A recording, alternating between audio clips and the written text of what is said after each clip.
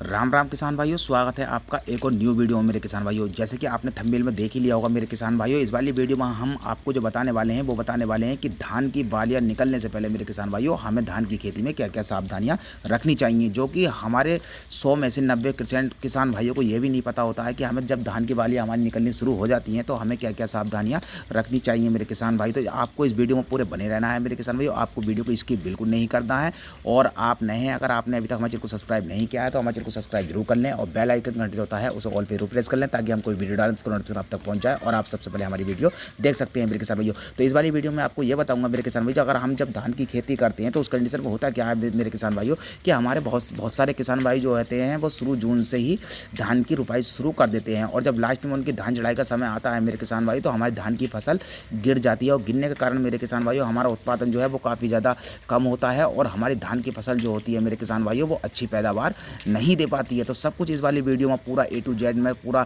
Scene आपको बताने वाला हूँ मेरे किसान भाइयों। तो पहले हम कवर करेंगे मेरे किसान भाइयों नंबर 1 टॉपिक से। तो देखिए मेरे किसान भाइयों, हमने अक्सर देखा है जब अगेती खेती हमारी जब होती है तो वो शुरू जून से ही मेरे किसान भाइयों हमारी रुपाई धान की खेत की शुरू हो जाती है और लास्ट जो जुलाई तक हमारे किसान भाई धान की रुपाई अपने खेत में बहुत ही आसानी से कर लेते हैं। तो मेरे किसान भाई देखिए, जो हमारे किसान भाई जो अगेती धान की खेती करते हैं शुरू जून से लगाते हैं मेरे किसान भाई, तो देखिए उसमें जो है काफ़ी ज़्यादा लागत कम हमारी आती है। और हम जो शुरू जून के बाद में मेरे किसान भाई जब हमारा जुलाई लग जाएगा तो जुलाई के लास्ट तक हमारे किसान भाइयों अगर हम धान की रुपाई करते हैं तो उसमें लागत जो होती है मेरे किसान भाइयों वो काफ़ी ज़्यादा आती है। तो मेरा कहने का मतलब साफ साफ मेरे किसान भाइयों ये है कि देखिए, अगर आप शुरू जून में अगर आपने धान की खेती की है मेरे किसान भाई तो हमें उसमें लागत कितनी लगानी चाहिए, और अगर हम जुलाई के लास्ट में अगर धान की रुपाई करते हैं मेरे किसान भाई तो उसमें लागत हमें लगानी कितनी चाहिए और हमें किस किस बात का इसमें ध्यान रखना चाहिए मेरे किसान भाइयों। तो हम आपको एक बात बता दें मेरे किसान भाइयों कि देखिए, अगर जब अगेती हम धान की खेती करते हैं तो देखिए उसमें जो होती है मेरे किसान भाइयों वो समय के अनुसार खेती की जाती है। तो उस कंडीशन में मेरे किसान भाइयों हमें जो है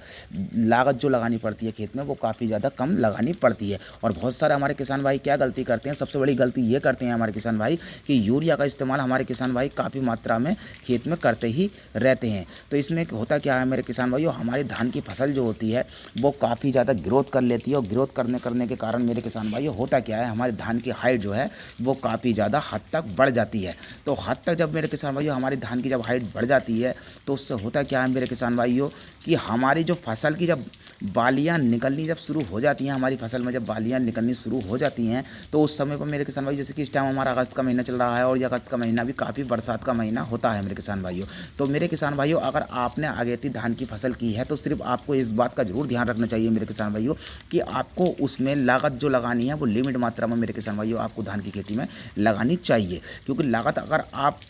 नॉर्मल तरीके से लगाएंगे मेरे किसान भाइयों अगेती खेती में तो इससे क्या होगा मेरे किसान भाइयों, हमारी धान की बढ़वाड़ जो है वो काफ़ी हद तक रुक जाएगी। सिर्फ हाइट की बढ़वाड़ जो आपको रखनी है मेरे किसान भाइयों वो लगभग 3 से 3.25 फीट या 3.5 फीट की कम से कम मेरे किसान भाइयों आपकी धान की बढ़वाड़ जो है वो होनी चाहिए। और बहुत सारा हमारे किसान भाई क्या करते हैं कि धान जल्दी निकालने के चक्कर में और धान की पैदावार ज़्यादा बढ़ाने के लिए वो DPA वगैरह का यूरिया का इस्तेमाल ज़्यादातर अपने खेत में करते रहते हैं। तो इससे होता क्या है मेरे किसान भाइयों, हमारी जो धान की हाइट जो होती है वो लगभग 3.5 से 4 फीट की हो जाती है। उस कंडीशन में होता क्या है मेरे किसान भाइयों, जब बरसात वगैरह होती है और जब बालियाँ हमारी निकलनी शुरू हो जाती हैं तो हमारा जो सारा जोर जो आ जाता है वो बालियों पर आ जाता है मेरे किसान भाइयों। जब बालियों पर जोर हमारा किसान भाई जब आ जाता है तो उस कंडीशन में होता क्या है मेरे किसान, जब हवा चलती है तो हमारी फसल जो है वो सारी की सारी बिल्कुल गिर जाती है ज़मीन पर। गिरने के बाद में मेरे किसान भाई उसके अंदर हमारी जो है वो पोटाश बननी शुरू हो जाती है। तो इस कंडीशन में हमारे किसान भाइयों को काफ़ी ज़्यादा मात्रा में घाटा होता है। तो मेरे किसान भाइयों, अगर आपने अगेती धान की खेती की है तो सिर्फ आपको इस बात का जरूर ध्यान रखना चाहिए मेरे किसान भाइयों,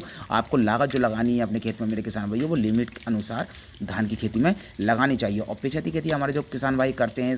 जैसे कि मैंने आपको बताया जुलाई का महीना लग जाता है, जुलाई के महीने में 10 जुलाई 15 जुलाई या लास्ट जुलाई तक भी हमारे किसान भाई धान की खेती करते हैं, रुपाई करते हैं मेरे किसान भाइयों। तो इसमें जो है मेरे किसान भाइयों आपको लागत अच्छी लगानी पड़ती है। इस कंडीशन में होता क्या है मेरे किसान भाई, जुलाई के महीने में हमारी फसल जो होती है वो लगभग 1 से सवा महीने तक लेट हो जाती है। और लेट होने के कारण मेरे किसान भाइयों, जैसे कि हमारे जब तक ग्रोथ हमारा पौधा करके आता है तो हमारी फसल जो है वो लगभग 1.5 महीने की